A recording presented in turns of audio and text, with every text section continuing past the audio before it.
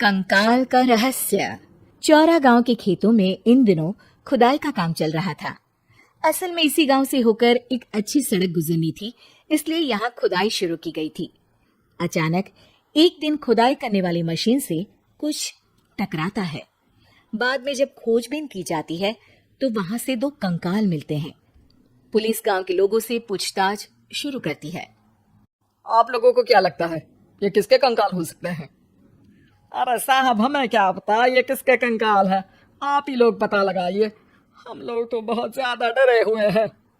हाँ, हमारी forensic team अभी आ रही है। ये बताओ कि इस गांव के रहने वाला कोई जोड़ा गायब तो नहीं ना? क्योंकि शुरुआती जांच में तो ये बात सामने आ रही है कि एक कंकाल किसी पुरुष का है तो एक किसी महिला का। साहब, हमें तो बहुत डर लग रहा है। ऐसे कंकाल मिलने का मतलब गांव के आसपास ही किसी की हत्या हुई है या फिर किसी को जलाकर मार डाला गया है। हाँ साहब, हम अपने परिवार को लेकर बहुत ही ज्यादा परेशान हैं। देखिए, आप लोगों की परेशानी हम समझ सकते हैं, लेकिन आप लोगों को पुलिस का सहयोग करना होगा, क्योंकि आपके सहयोग के बगैर हम ये पता नहीं लगा सकते हैं कि आखिर ये किसके कंकाल है और इनकी हत्या किसने की। ठीक है साहब, गांव के लोग आपका पूरा सहयोग करेंगे। हाँ साहब, पूरा सहयोग करेंगे। तो फिर ठीक है, हम अपनी जांच शुरू कर देते हैं। कुछ दिन बाद जांच रिपोर्ट आ जाती है। पता चलता है कि ये कंकाल करीब 20 साल पुराने हैं, यानी 20 साल पहले किसी जोड़े की हत्या कर शव को यहाँ पर दबा दिया गया था। इंस्पेक्टर राघव, ये बताओ कि 20 साल पहले की मर्डर मिस्ट्री क्या आप सुलझ सकती है? हाँ सर, क्यों नहीं। लेकिन अब सबूत और गवाह काफी मिट गए होंगे। मुश्किल तो होगी, लेकिन शायद किसी परिवार को इंसाफ मिल सके। इंस्पेक्टर राघव, आप बिल्कुल सही कह रहे हैं। किसी परिवार को तो इंसाफ मिलेगा ही और किसी को उसके किए की सजा भी मिलेगी। जी सर, मैंने तो जांच शुरू भी कर दी है। 20 साल पहले इस गांव के 2 जोड़े अचानक कहीं गायब हो गए थे। मैंने दोनों ही परिवारों की बाकी के सदस्यों से बातचीत शुरू की तो उन्होंने बताया कि उनके बच्चे शहर गए थे, लेकिन आज तक वापस नहीं लौटे हैं। लेकिन ये दोनों शव किस परिवार के सदस्यों के हैं, ये कैसे पता चल सकेगा? सर, मैंने डीएनए टेस्ट करवा लिया है। आज शाम तक इसकी रिपोर्ट भी आ जाएगी। अच्छा, ठीक है। उसी शाम को सर, डीएनए रिपोर्ट के मुताबिक ये दोनों ही लाशें चौरा गांव के रहने वाले प्रधान सुल्तान सिंह के बेटे और बहू की है। लेकिन इनकी हत्याएं किसने की है, ये कैसे पता लगेगा? इसी का तो पता लगाने की कोशिश में जुटा हूँ सर।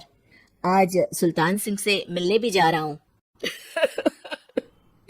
मेरा बेटा और बहू तो मेरे लिए सिर्फ यादों में ही रह गए थे। हमें उनकी लाशें तक नहीं मिल सकी थी। आज 20 साल बाद उनके कंकाल मिले हैं। मैं अब किसके लिए जीऊं? लेकिन सर, क्या आपकी किसी से कोई दुश्मनी थी? अपने बेटे बहू की हत्या के लिए आप किसे जिम्मेदार मान रहे हैं? अब मैं किसका नाम बोलूं? मेरी तो किसी से दुश्मनी नहीं थी, बस मेरे बेटे बहू को कोई वापस ला पाता।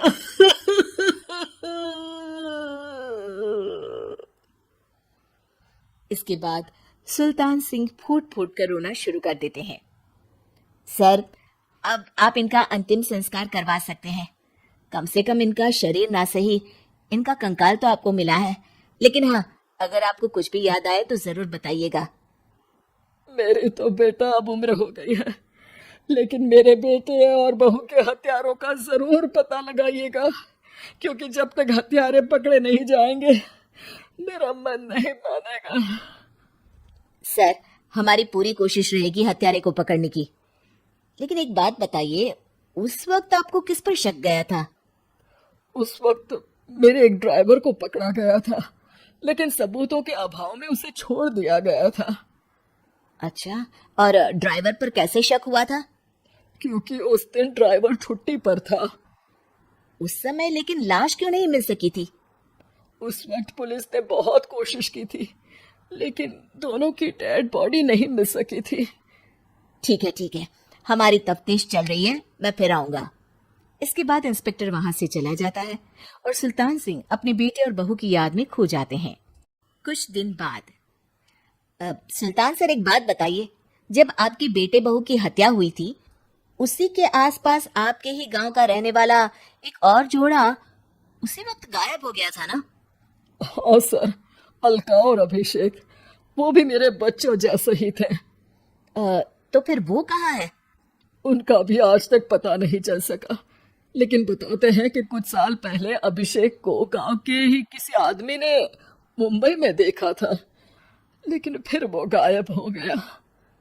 यानी अभिषेक और अलका की हत्या नहीं हुई थी, बल्कि उन्होंने किसी वजह से खुद ही गांव छोड़ दिया था।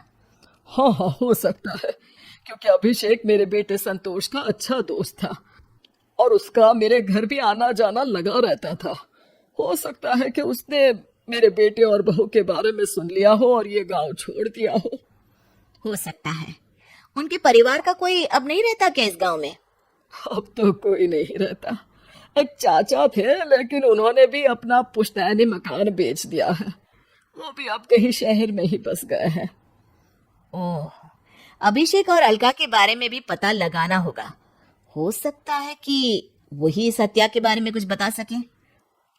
हो तो सकता है, लेकिन वो बेचारे तो खुद ही वक्त के मारे थे, वो क्या बताएंगे।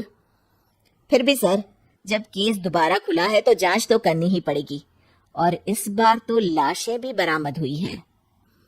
कुछ दिन तक लगातार तफ्तीश चलती रही। एक दिन थाने से सुल्तान सिंह को फोन आता है। हाँ, कौन बोल रहा है? सर, मैं कांस्टेबल तूलाराम बोल रहा हूँ थाने से। आपको थाने आना पड़ेगा। थाने? लेकिन क्यों? सर, किसी की पहचान करवानी है। अच्छा ठीक है, मैं दोपहर तक पहुंचता हूँ। सुल्तान सिंह दोपहर में थाने पहुंचता है। कई पुलिस के अधिकारी वहां मौजूद रहते हैं। सर, आपके बेटे की हत्या का रहस्य आज शायद सुलझ जाए। अच्छा इंस्पेक्टर राघव, पर वो कैसे? सर, उस आदमी को देखिए, क्या वही अभिषेक है? सुल्तान सिंह की आंखों में हैरानी से आंसू आ जाते हैं। हाँ सर, यही अभिषेक है। ये आपको कहाँ से मिला? सिर्फ अभिषेक ही नहीं, बल्कि इसकी पत्नी अलका भी इसके साथ है। मैडम, जरा अभिषेक की पत्नी को लाइए। जैसे ही अलका को पेश किया जाता है, सुल्तान सिंह जमीन पर गिर जाते हैं। सुल्तान सर, क्या हुआ आपको? आप अलका को देखकर गिर क्यों गए? सुल्तान सिंह सर पकड़कर बैठ जाते हैं। ये अलका नहीं, बल्कि ये तो मेरी बहू रितु है। पूरा थाना एक दूसरे का मुंह देखने लगता है। क्या? इसके बाद हर किसी को दो कंकाल और हत्या का रहस्य समझ में आ गया। अभिषेक और रितु ने मिलकर संतोष और अलका की हत्या की थी और लाश को जमीन के नीचे दबा दिया था। आज 20 साल बाद इस हत्या का रहस्य खुल सका था कि अवैध प्रेम संबंध में दो मासूमों की जान गई थी।